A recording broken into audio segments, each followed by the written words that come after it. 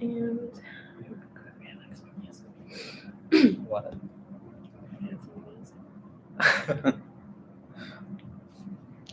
Hey, hello. now we're starting on. We're now live, Yes, both we on are. YouTube and IG. Yay. We're just gonna wait for people to roll in because there's always that awkward moment at the start of live streams where people are just like staring at the screen, hoping, hopeful that people will just join in. Yo. I don't know. I feel like this would be the time to talk about the weather, but I don't want to be the one to be like, hey, we should talk about the weather because that's what people who don't know what to talk about start talking about. Exactly. I think we can get started. How's the audio? I hope that people can hear, and if you can't, please let me know. Yeah, so we can speak louder. Yeah, just start yelling at the top of our lungs. Nobody's in here other than us. We can raise havoc. Yeah. All right. Okay. I think we I think can we can start. start. Yeah. Yeah. Okay. Hi, my name is Will. I'm a volunteer here at Quick, and Hi, I'm Therese Salomon, and I'm the education facilitator here at Quick. today we're going to be talking about LNOB, leaving no one behind, as well as SDG 4, quality education. And to kick it off, we're going to start with a land acknowledgement because it's very important to always acknowledge the land that you're on as stolen land, especially on Turtle Island. Under here in Nogojiwanong, under Rice Lake Treaty 20 and Williams Treaty, traditional territory of Mississauga Anishinaabe peoples. It's very important to show gratitude for languages, culture, ceremony, water, land that you rely on to live every single day. And so to kick it off, I'm gonna just do a little informal guided, I guess, question and answer conversation with Therese. And I'm gonna ask her about LNOB, and then she will ask me about quality education. And then we will go from there. Yes. So the first question is, what are SDGs? And in the chat, which SDG is important to you and why? Please comment and yeah, like, and I'll do all those things. So yeah. what are SDGs? Yes. Sorry. So to start it off, SDGs in the simplest terms and definitions are the Sustainable Development Goals. They were created in 2015 by the UN, the United Nations. So pretty much a bunch of countries have come together, signed those 17 goals. There are 17 SDGs, as you see in the pictures, and they were created to advance sustainability and to make sure we're going forward and we're achieving different goals like poverty or quality education, as we will talk about later. So look at those in the pictures and then let us know in the comments which one you like or which one is your favorite. And then, yeah, in the simplest terms, this is what SDGs are. Perfect. And so why is the LNOB concept so important? Yeah, LNOB really refers to leaving no one behind. And this is an important concept within the Sustainable Development Goals because leaving no one behind is a concept that makes the SDGs different. Because before there have been different goals created by the UN, and with the leaving no one behind concept, it is that non-discrimination and equality really being at the heart of everything. What that means is just giving everyone a place in the table to talk about their needs, to talk about how can they do better, to hear from their perspective, other than being like, okay, this country or this people, they know what you need and they're going to take the decisions for you. So it's really having that equality and non-discriminations in the heart of everything and all the goals, and making sure we're advancing and achieving these goals by 2030. Mm, mm. And I see in the chat, Sam says that I guess the SDG that you care most about is gender equality. And sorry, we got multiple things going on. Honestly, we should have created like a bloopers reel for this setup, or like, I don't know, behind the scenes camera, because anyways, stay tuned. Next question. Why are people left behind? Yeah, that's actually a good question. Why people are left behind is really, it can be different things, but the more common one that we see in our communities specifically, because we're trying to localize this and see, okay, what does this mean for Peterborough? What does this mean in the community where we live? So here people are left behind because of discrimination. So a certain group of people are discriminated against, and that will put them behind. Geography, it could be just the location where they live is a location that is maybe not popular or that people don't really pay attention to. So when these conversations are happening about SDGs, they will not even know about it, or they will not be have a place on the table to have this conversation. It can be socioeconomics,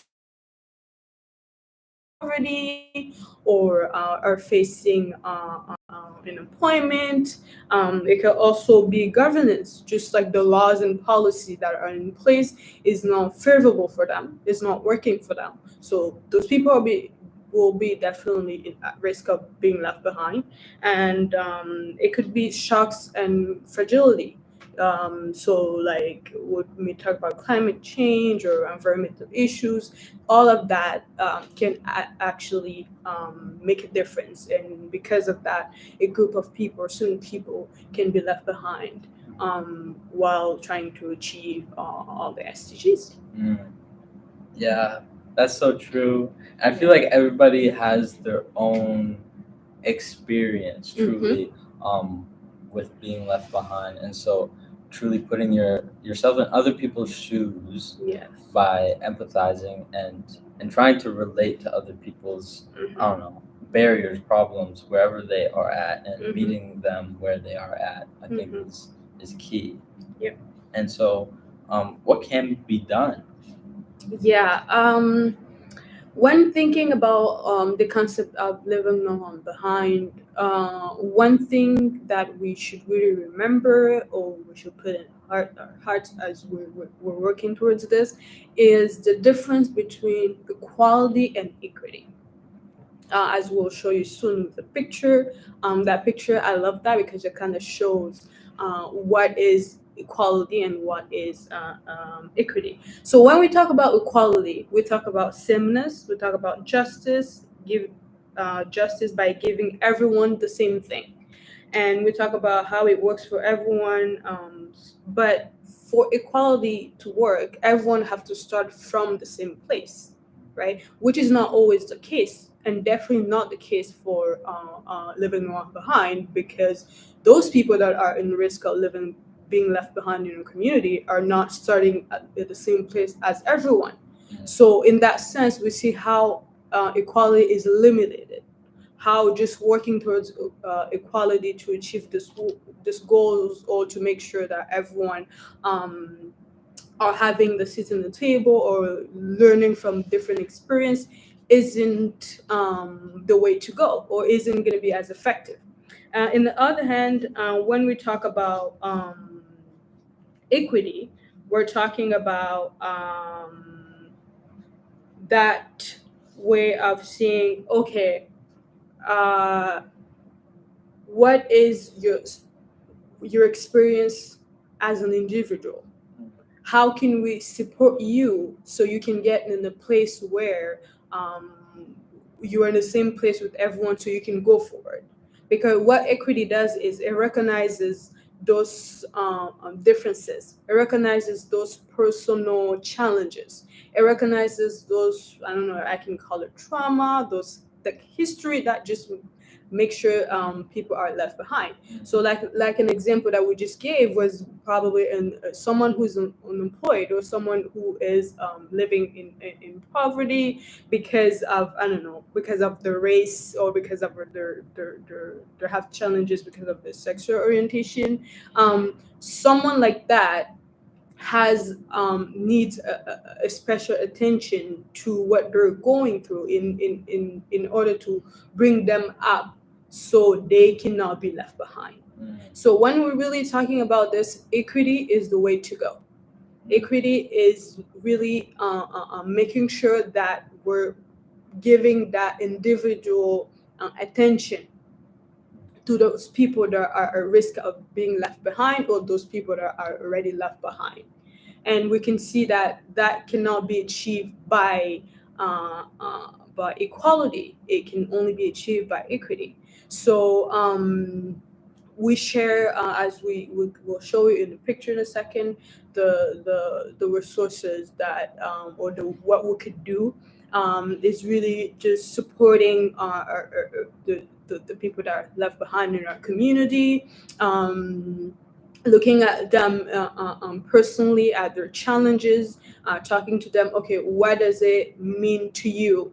What can we do for you to be able to have a say, or to be able to have a place in our conversation, so that the goal of maybe quality education can be achieved to you, right? So with that, I will maybe give an example about quality education. Let's say a student who is the first generation to go to university versus maybe a student that maybe have enough financial resources, or parents or grandparents have gone to university. Quality education, to achieve quality education for them, will not be the same. That student that has who is the first generation to go to university requires special help, or requires a special attention to them to be able to achieve that quality education, rather than someone who maybe has the means, or parents have gone to university. Their story is not the same. So really, equity is the way to go, and supporting in our community, supporting, because there's a ton of organizations that are doing the work already. So we also have to mention that there's a ton of organizations. Just making sure we're supporting those organizations. We'll keep raising awareness around these issues, and we're bringing them more into the conversation to know their personal experience.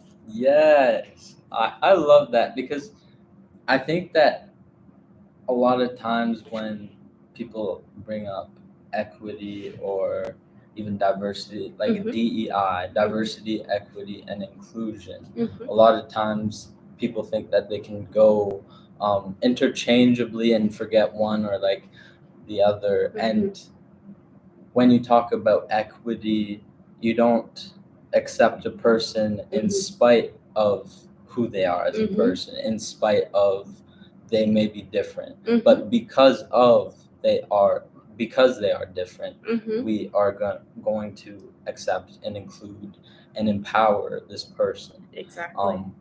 Yeah, I could go on, but Mhm. onto my, I guess, topic of focus and theme, SDG 4, quality education by UN, is to ensure inclusive and equitable quality education and promote lifelong learning opportunities for all. And so, yeah, we're gonna Yeah. switch over the seats. Yeah. I get to ask the questions now. So to start, we may ask ourselves as we're learning this, is why focus on education, quality education. specifically. Why is that important? Why is that an SDG that is worth talking about in our community? I think in our community, particularly, from my personal experience, I focused on quality education because growing up, that it was the primary source of how I felt empowered to do things, how I felt empowered and also knowledgeable about things. And so when you have this, I guess, matter of fact way of never hearing any Black stories, never hearing any Black trans stories, especially within those intersections, recognizing the whole person, it becomes a situation of, I don't know, discrimination. It becomes a situation of, because I never heard about myself, I feel as though I cannot do these things. And so creating that future, creating and imagining that future, I think is a very monumental thing because it's so interchangeable with all of the SDGs, with gender equality and how quality education defines somebody's future.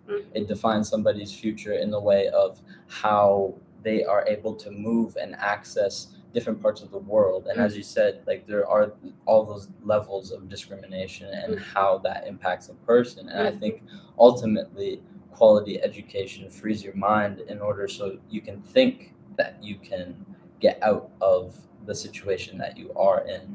Because there aren't only, I guess, physical ways of keeping people within a place through incarceration, very real ways of immobilizing a person, but through immobilizing somebody's mind, immobilizing somebody's confidence, truly becomes incapacitating. And I think that truly, for me, is where it all shines. Yeah. Wow, I like what you said there because especially in our community, like you mentioned, I think quality education, it goes back to that personal experience in a sense where what is my definition of what will that mean in Peterborough is probably not the same thing that it would mean maybe in Toronto or in Barrie or with students of different race and different community. So yeah, that was great. So where can people enact change? So we talk about these things because we of course want to recognize what we can do and what we can inspire and create change. So that question comes to where can people enact change? Like what could we do to make sure we're working towards this? Yeah. And I think like keeping it like on a personal level, I think the world is much like an onion, and so you can start within yourself and then move outwards to the community. And so even if it is like through your own curiosity, looking up different ways to, I don't know, like better the access to education through whatever means it is, books, access to internet, access to all these hard materials that are required and oftentimes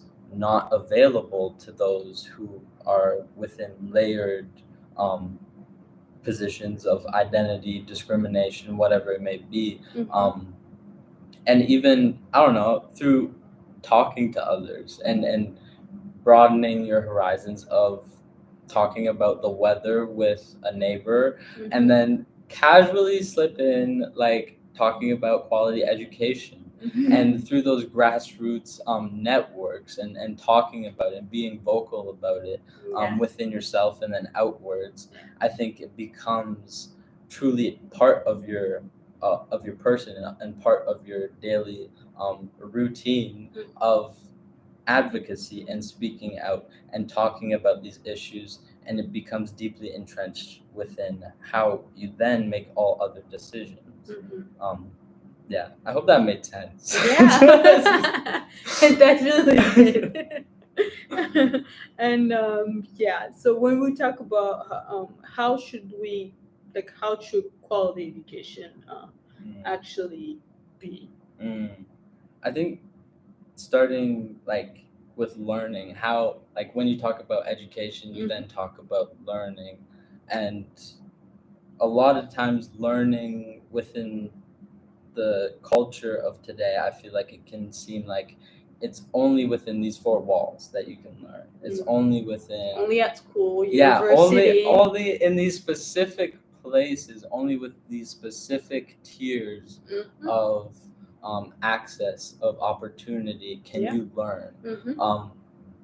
And it's really not like that. It's relational. It's within community. It's listening to your elders. It's listening to those younger than you. It's listening with 2 ears, because you have 2 ears and 1 mouth for a reason.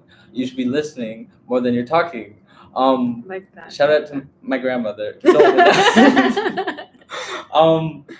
Yeah, and I think that the relational aspect of learning is also in how you teach too. Like teaching is much more like absorbed when it's within a story, within a context that is laden with emotion and has that cue that sticks in your brain and you never forget it. And I think traditional, like indigenous knowledge, has taught me that particularly in the 7 grandfather teachings, because it's also a mixture of being courageous and brave and curious and unafraid to make mistakes. Because I know, particularly when talking about race to white people, I hear a lot of times like, I'm afraid to like say something wrong or engage with this because I'm afraid to do something wrong. And that's where that bravery, that's where that courageousness, that's where that rooted in love stems from. And then on the other side, it takes humility. It takes being honest with yourself about your position and going out of your way to do that research on your own, being independent, being an independent learner, and doing that groundwork before you approach somebody, and asking a question sometimes. So it's a mixture of all those different pieces. Yeah. Wow, that's amazing. So yeah, we would love to hear from you guys in the comments what you think. If you have a particular opinion or information or resources that we could do, because as Will said, this is also a learning point for all of us, right? This is how we are gonna learn about this thing and continue to have this conversation, just to advance everything, our knowledge, and to make sure we're doing the work in our community. With that being said, we're gonna tell you guys about our little challenge that we had for you. So we have social media at Quick. If you don't follow Quick, go follow Quick now. We have our social media campaign about leaving no one behind. So we challenge you to. 1 second. Sorry, the tablet that has the whole script just turned off. Anyways. Yeah. So for our challenge, we challenge you first, follow Quick on IG, Facebook, if you haven't, or Twitter. We have Twitter too.